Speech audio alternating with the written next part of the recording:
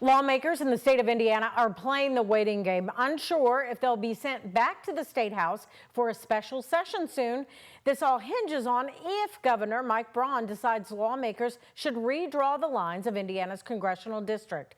Our Indianapolis sister station, WTHR's Emily Longnecker, talked to an Indiana political expert about what's next and says Indiana could be in for a legal fight. My guess is we're going to see a special session coming. Paul Helmke teaches at IU's O'Neill School of Public and Environmental Affairs. He expects Governor Braun will call a special session. But the question is when.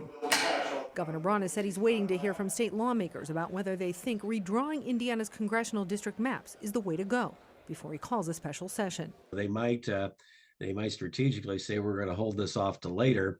And then, it's going to be a little harder to have it challenged in court.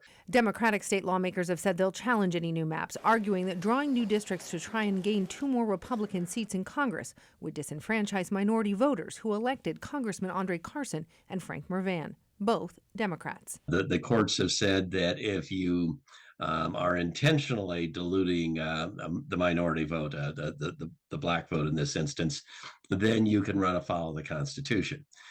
So that would probably be the strongest argument, depending on how the districts are drawn, that challengers could make. But Helmke predicts Republicans will argue that's not their intention. What states that have done redistricting have argued is that, no, we didn't do that for racial reasons, we did that for political reasons.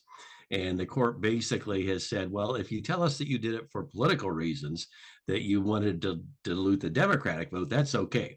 Helmke says he's seen some of the proposed maps and says nowadays the work is done by consultants with computers. It's become a lot more sophisticated. You can almost draw the lines so you are picking up this house on the block, but not the next house. Helmke, a Republican, calls what's being considered rare and says it concerns him. This is no way to elect officials. I mean, the line is we should have the voters selecting the elected officials, not the elected officials selecting their voters. Emily Longnecker, 13 News.